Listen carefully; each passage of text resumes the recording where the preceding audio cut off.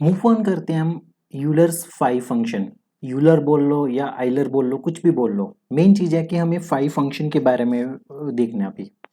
तो five function, इसकी importance एक तो साइक्लिक ग्रुप के जनरेटर्स में है, एक इसकी कुछ प्रॉपर्टीज है नंबर थ्योरी में भी। तो अभी हम सिर्फ फाइव फंक्शन को समझेंगे। फाइव ऑफ एन का मतलब क्या है कि कोई भी आपके पास पॉजिटिव इंटीजर एन दिया होगा, ठीक है, तो फाइव ऑफ एन का मतलब है कि नंबर ऑफ पॉजिटिव इंटीजर्स,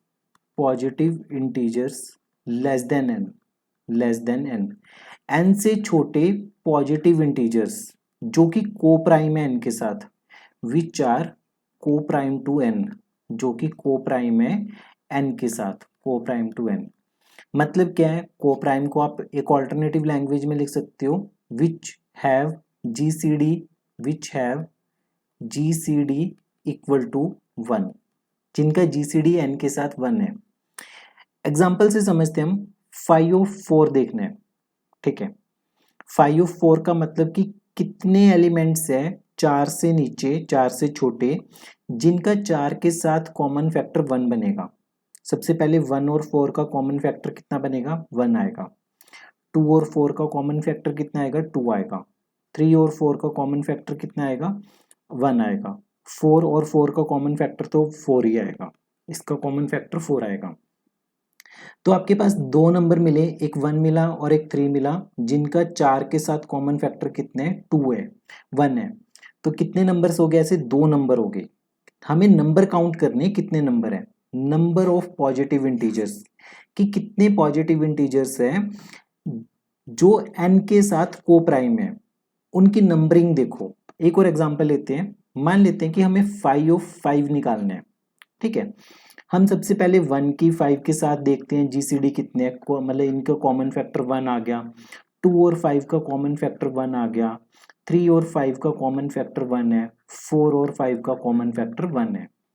हमें फाइव से छोटे चाहिए, ऐसे तो सेवन और फाइव का भी कॉमन फैक्टर वन है, पर हम इसे नहीं लेंगे क्योंकि डेफिनेशन कहती है कि लेस देन एन होने चाहिए, जो इंटीजर्स है वो लेस देन एन होने चाहिए।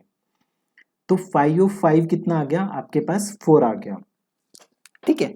सिमिलरली अगर मैं बात करूं फाइव ऑफ सिक्स की, तो फाइव ऑफ सिक्स, तो छह से छोटे ऐसे कितने नंबर्स हैं जो छह के साथ को प्राइम है, वन और सिक्स, इनका कितना होगा, वन होगा। टू और सिक्स, इनका कितना होगा, कॉमन फैक्टर टू होगा।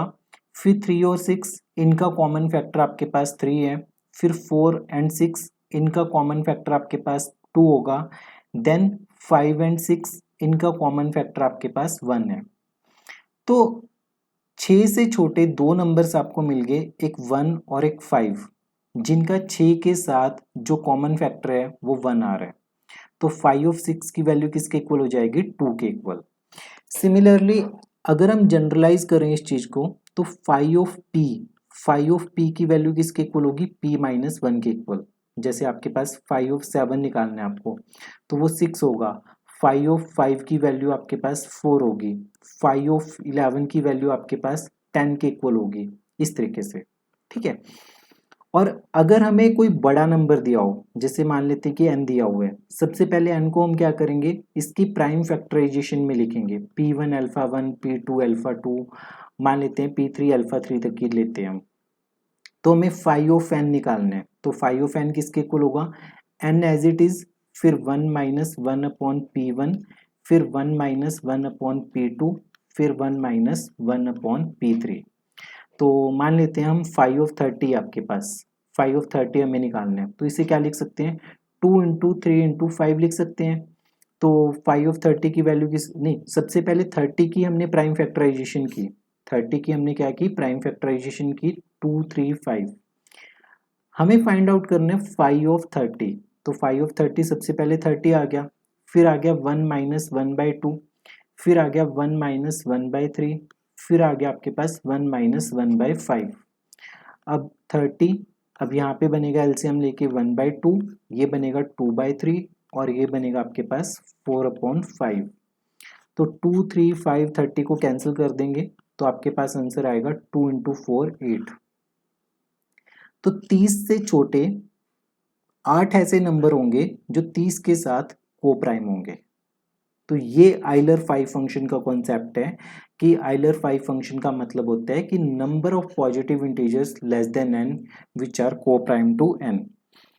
अगर आपके पास कोई भी साइक्लिक ग्रुप दिया हो, कोई भी साइक्लिक ग्रुप दिया हो ऑर्डर n का, साइक्लिक ग्रुप जिसका ऑर्डर क्या हो n हो, तो इस साइक्लिक ग्रुप के नंबर ऑफ जनरेटर्स कितने होंगे, इस साइक्लिक ग्रुप के नंबर ऑफ जनरेटर्स कितने होंगे, तो इसके जनरेटर्स होंगे 5 ऑफ n। एग्जाम्पल के तौर पे आप ले सकते हो, जैसे Z4 ले सकते हो, Z5 ले सकते हो, Z7 ले सकते हो। Group of integer addition modulo 4, 5, 7 या Zn, तो इन सब में जो नंबर ऑफ जनरेटर्स होंगे वो 5 ऑफ n होंगे।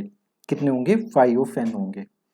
तो साइक्लिक ग्रुप के कॉन्टेक्स्ट में ये रिजल्ट काफ़ी यूजफुल है आइलर्स फाइव फंक्शन का।